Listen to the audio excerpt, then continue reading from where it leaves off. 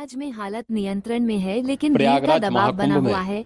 योगी आदित्यनाथ, मुख्यमंत्री Uttar Pradesh. Report director श्रद्धालुजनों की S.B. Singh निडर, स्वतंत्रता संग्राम सेनानी भारी भीड़ आश्रित है। जनपद वाराणसी से। लगभग 8 से 10 करोड़ श्रद्धालु इस समय प्रयागराज के अंदर मौजूद है। कल भी 5.5 करोड़ श्रद्धालुजनों ने महाकुंभ का स्नान किया था। ये जो भारी दबाव श्रद्धालुजनों के कारण और श्रद्धालुओं के संगम नोच पर जाने के कारण वहाँ पर एक बना हुआ है, लेकिन पूरा प्रशासन मौके पे वहाँ मौजूद है। रात्रि को 1 से 2 बजे के बीच में अखाड़ा मार्ग पर, जहाँ पे अखाड़ों के अमृत स्नान के दृश्य से बैरिकेड्स भी किए गए थे, तो बैरिकेड्स को फांद करके आने में कुछ श्रद्धालु गंभीर रूप से घायल हुए हैं। उन्हें तत्काल हॉस्पिटल में पहुंचा करके उपचार आदि की व्यवस्था उनके लिए की गई है। उनमें से कुछ श्रद्धालु गंभीर रूप से घायल हैं। लगातार प्रशासन स्थानीय स्तर पर श्रद्धालुओं की सकुशल स्नान कराने के दृष्टि से रात्रि को कल सायंकाल 6:30-7 बजे से ही मौनी अमावस्या का मुहूर्त प्रारंभ होने के बाद से ही लगातार लगा हुआ है। प्रयागराज में महाकुंभ में श्रद्धालुजनों के सकुशल स्नान करने, अमृत स्नान के लिए देश भर से आए हुए श्रद्धालुजनों की व्यवस्था के लिए, उनके कुशल क्षेम के लिए आदरणीय प्रधानमंत्री जी का प्रातःकाल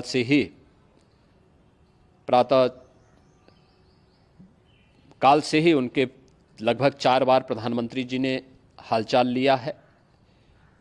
माननीय गृह मंत्री जी ने, माननीय राष्ट्रीय अध्यक्ष भारतीय जनता पार्टी श्री JP नड्डा जी ने, माननीय गृह मंत्री श्री अमित शाह जी ने भी, और प्रदेश की माननीय राज्यपाल श्रीमती आनंदीबेन पटेल जी ने भी लगातार जानकारी लेकर के सभी के कुशल क्षेम और सकुशल स्नान कराने के बारे में निरंतर रिपोर्ट ले रहे हैं। हम लोगों की प्रातःकाल से ही श्रद्धालुजन जो भी आए हैं वे स्नान कर सकें, इसके लिए यहाँ पे उच्च स्तरीय बैठक भी चल रही है, जिसमें मुख्य सचिव भी हैं, DGP हैं, प्रमुख सचिव गृह हैं, मुख्यमंत्री कार्यालय के अपर मुख्य सचिव के साथ ADG लॉ एंड ऑर्डर के साथ साथ अन्य वरिष्ठ अधिकारीगण मौजूद हैं। प्रयागराज में हालात वर्तमान में नियंत्रण में हैं, लेकिन भीड़ का दबाव बहुत बना हुआ है।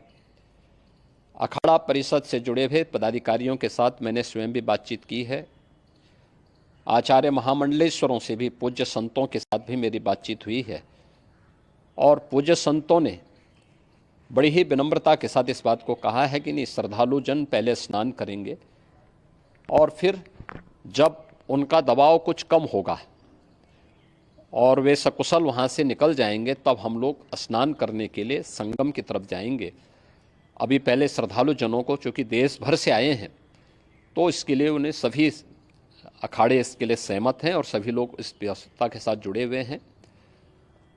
लगातार इस दिशा में हम लोगों का प्रयास है कि जो अब तक प्रातःकाल से ही आपने देखा होगा, कल मैंने बताया कि कल लगभग 5.5 करोड़ श्रद्धालु कल महाकुंभ का स्नान किए हैं, और आज प्रातःकाल तक लगभग 8:30 बजे तक 3 करोड़ से अधिक श्रद्धालु स्नान कर चुके हैं, और ये लगातार जारी है। लेकिन संगम नोच पर, अखाड़ा मार्ग पर,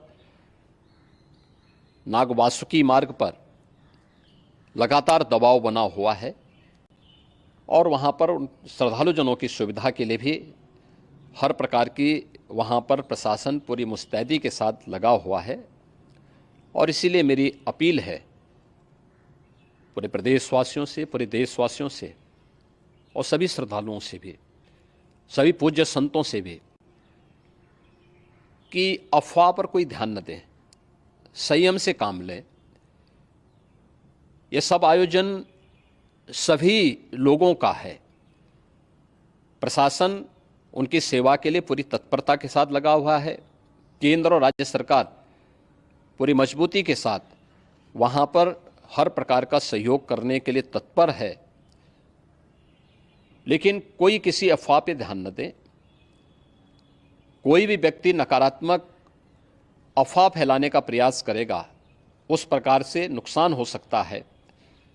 और जहाँ पर हैं आप, लगभग 15 से 20 किलोमीटर के दायरे में अस्थायी घाट बनाए गए हैं, उसमें कहीं भी वे स्नान कर सकते हैं। आवश्यक नहीं कि संगम नोच की तरफ ही आएं, क्योंकि भीड़ देखते हुए खासतौर पर जो बुजुर्ग हैं, बच्चे हैं, श्वास के रोगी हैं, उनको लंबी दूरी तय नहीं करनी चाहिए और जहाँ पर हैं वहीं पर आराम से पहले स्थिर होकर के कार्य करें, वहाँ पर रह करके।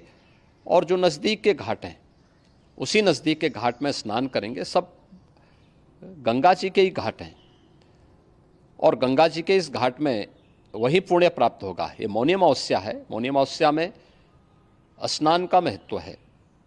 संगम में स्नान का दबाव बहुत ज़्यादा है, इसलिए सभी लोग अगर वहाँ पे इसमें अपना सहयोग करेंगे तो सकुशल हम सभी श्रद्धालु जनों को वहाँ पर स्नान करने में सफल होंगे और फिर इसके उपरांत अमृत स्नान के लिए पूज्य संतों से भी